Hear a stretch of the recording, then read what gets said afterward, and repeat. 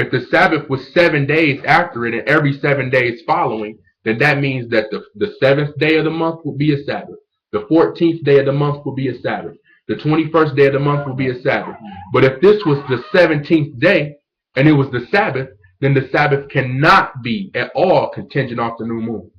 Y'all follow that? Right. Because it just don't add up. Mathematically, it's impossible. This was the 17th day of the month. And even still, I had a brother who sent me some information saying that even if you believe that, it's still a possibility that it could be that it could have been contingent off the new moon, even if it was the 17th day. And I'm like, how? There's no way. So just to put more emphasis on it, go to Leviticus, the 23rd chapter, and start at verse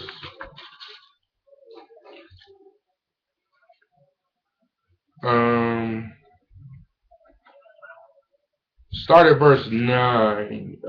Start at verse 9. Leviticus 23:9.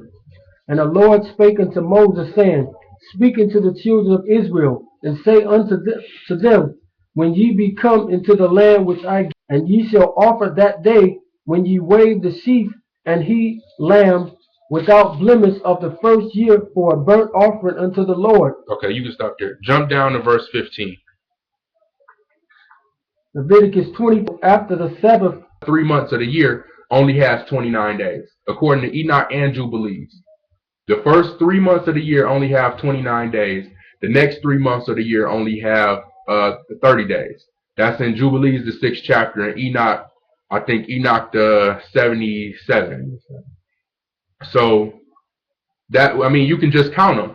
So if it's 29 days in the month for the first, the 7th day of the next, you count 7 Sabbaths like that. You just excluded like 5 days out of the equation. I know a lot of people, because I pulled a lot of the evidence out of the gospel, but a lot of people don't believe in the gospel. A lot of people don't believe in the New Testament. You cannot count 7 Sabbaths and get 50 days. Depending on was the fact that they was dealing with the calendar the same way that we are. Go to we're gonna pull it out of all 4 gospels.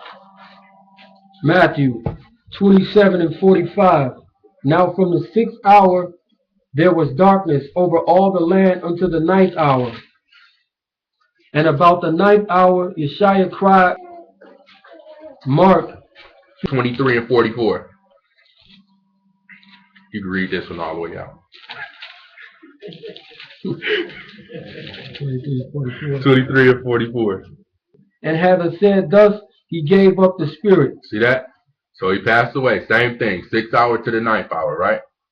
Now go to John 19. It started verse 14. But they cried out, Away with him, crucify him. Y'all see that? See how it was the 6th hour in John? But he was still before Pontius Pilate being judged. And they saying, away with him, crucify him in the 6th hour.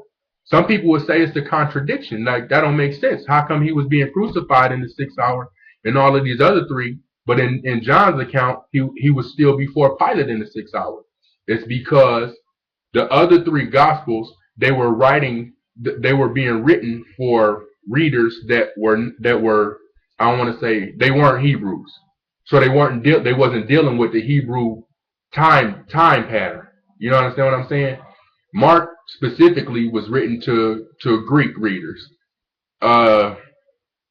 Luke was written to Greek readers. Mark was written to Roman readers. You know what I mean? So, but in the other accounts, they went from midnight. The same way the exact same thing we dealing with today. They went from midnight. So it would have been the 9th hour. You follow me? But John, it would have been early. So that, I mean, it's the exact same thing that we dealing with today, to whereas we know who we are and we deal with our feast days and we deal where the Hebrews lived even back then. So it's they were dealing with the exact same thing. The first verse of those, when it says it was dawning toward the first day of the week. We know we don't deal with dawn. It's not a contradiction, but if you don't ever know that that they were aiming towards certain audiences, you wouldn't know these things. And that like a lot of people don't know too that Mark